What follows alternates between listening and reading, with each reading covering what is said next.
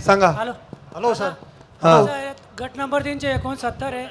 माझा वडिलोपार्जित हिस्सा वाटा केले ना तेव्हा 5 एकर हे पोट खराब क्षेत्र फॉरेस्टच्या नावावर लागलं गेलं. 370 गट नंबर तयार झाला. कुठलं? दरेगाव कुंजर.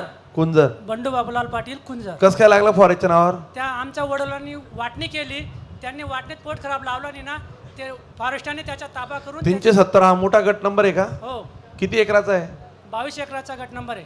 त्याच्यामुळे तो तिकडे गेला का? आणि त्याच्यात 369चा 70 करून पोट खराबचे 5 एकर फॉरेस्टचा उतारा तयार झाला. त्याच्यावर उतारा मालक कोण दिसतंय? फॉरेस्ट इतर अधिकारात दिसतंय का मालक सदरी दिसतंय? मालक फॉरेस्ट म्हणते. 370 गट नंबर उतारा आणलाय का? नाही उतारा नाही आला. ऑनलाईन चेक कर 370 नंबर उतारा. काय तुम्हाला माहिती का प्रश्न? नाही सर. नाही अगोदर मी तहसीलदार यांना दिलं होतं मागे पण तेव्हा त्यांनी कधी झालं हे? तेव्हा आमच्या वडिलांनी वाटणी केली तेव्हा झालं. नाही मधल्या काळात काय झालं? फॉरेस्टने डायरेक्ट जिथं फॉरेस्ट दिसतंय असं फॉरेस्ट सदृश्य आहे तिथं प्रायव्हेट फॉरेस्ट डिक्लेअर केलं आणि 1972 मध्ये त्यांनी सेक्शन 35(3) अन्वये डायरेक्ट नोटिसा इश्यू केल्यात. हे असाच प्रकार आहे ना. 35(3) मध्ये त्या नोटिसा इश्यू केल्यात. म्हणजे जिथं प्रायव्हेट जमिनी आहेत पण फॉरेस्ट दिसतंय अशा ठिकाणी जर तुम्हाला 35(3)च्या नोटिसा इश्यू केल्या असतील आणि तर जर फॉरेस्ट लागलं असेल त्याच्यातला एक विषय असा आहे ते फॉरेस्ट काढण्यासाठी सुप्रीम कोर्टाने एक गोजरेज अँड बॉयजचा एक निर्णय दिला आहे. म्हणजे हे टेक्निकल प्रकरण आहे. हे तुझी दुसरी पिढी समजून जाईल तुला समजणार नाही पण तुला मी समजून सांगतोय. हे फॉरेस्ट काढायला जर प्रायव्हेट नाव वनीकरण किंवा फॉरेस्ट नाव लागलं असेल तर हे अधिकार यांना कोणालाच नाहीत. त्या सुप्रीम कोर्टाच्या आधारे काही नोंदी कमी करायचं ठरलं होतं परंतु फॉरेस्ट हा कायदा हा राज्याच्या अखत्यारीत येत नाही केंद्राच्या अखत्यारीत येतो. म्हणून राज्य शासनाने 1 डिसेंबर 14च्या ऑर्डरच्या अनुषंगाने 2017 ऑगस्टमध्ये एक ड्राफ्ट GR तयार केला आणि तो ड्राफ्ट GR इश्यू करताना अधिकाऱ्यांचं आणि लॉ अँड ज्युडिशरीचं असं मत आलं की हे फॉरेस्टचं प्रकरण आहे याच्यामध्ये सेंट्रलचा ॲक्ट आहे हे मत आपण सेंट्रलचं घेतलं पाहिजे म्हणून तो केंद्राला तो प्रस्ताव गेला आणि हा केंद्राचा प्रस्तावाचं उत्तर अजून आलेलं नाही.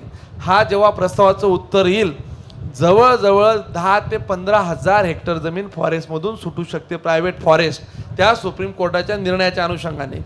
जर तुझं प्रायव्हेट फॉरेस्ट हे 72च्या काळात लागलंय का? तेव्हाच लागलंय ना. माझ्या बाबाच्या नावावर 22 एकर क्षेत्र आहे. मी काय विचारतोय कधी लागलंय? ते 69 साली. हा म्हणजे ते 72च ऍक्ट येतो.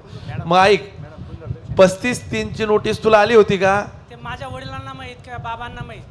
नोटीस मग आता बघ आता हा एकदम कायदेशीर मुद्दा आहे. माझा जन्म आहे. हे हा हे एकदम जुने प्रकरण आहेत. 85चा जन्म आहे. हा हे जुने प्रकरण आहेत. याचं इम्प्लिमेंटेशन हे सरकारच करणार आहे पण सरकार केव्हा करेल जेव्हा त्या ड्राफ्ट GRला अप्रुव्हल गव्हर्नमेंट ऑफ इंडिया मंजुरी देईल त्यामध्ये ती मंजुरी झाल्यावर इथं तो GR निघणार आहे. थोडं थांब. जर ह्या प्रकरणामध्ये फॉरेस्टमध्ये कुठलाच अधिकारी हात घालू शकत नाही. फॉरेस्टच्या वनजमिनी चुकीच्या पद्धतीने खरेदी केल्या म्हणून काल परवा जळगावला सुद्धा काही लोकांना अटक झाली. एकदम सेन्सिटिव्ह प्रकरण आहे ते. तर बाबाच्या नावावर आहे ना 22 एकरचा उतारा आहे. हो तसंच होतं ते. आज मुंबईच्या ऐक तुम्हाला सांगतो MMR रिजनमध्ये घरं उभे राहिलेत म्हणजे आजोबाने घरं बांधलं बिल्डिंगा बांधल्या तिथं फॉरेस्ट लागले. ते म्हणतात अरे बाबा आमचं घरं झालेत बँका कर्ज देत नाही काहीच नाही. एकदम गंभीर प्रकरण झालं आहे. म्हणजे जमिनी कसतात ते येत मालकच ते होते. फॉरेस्ट ॲक्ट हा खूप म्हणजे ओव्हर रायडिंग इफेक्ट असलेला ॲक्ट आहे. त्याच्यामध्ये एकदम त्यांना एक्सप्रेसली राईट्स होते आणि त्यांनी त्या काळात बघ तुझा उतारा काढला मी फॉरेस्ट नाव लागलं आहे तुझा गट नंबर जो आहे कुंजरचा 5277 तुझं उतार्यावर नाव फॉरेस्ट लागलं आहे.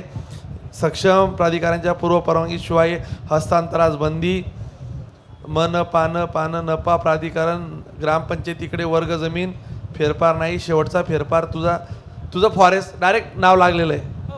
तू काही चिंता करू नको. ते फॉरेस्ट नाव असं नव्हतं लावायला पाहिजे त्यांनी सामाजिक वनीकरण नाव असं. ठीक आहे चल. आता ही खूप कायदेशीर बाब आहे. हे प्रकरण तुझं कोर्टात जाऊन बी सुटणार नाही. हे ऑलरेडी दी दायाभाई आणि गोजरेज म्हणजे किती एवढा मोठा माणूस आहे. गोजरेज नाव ऐकलंय का?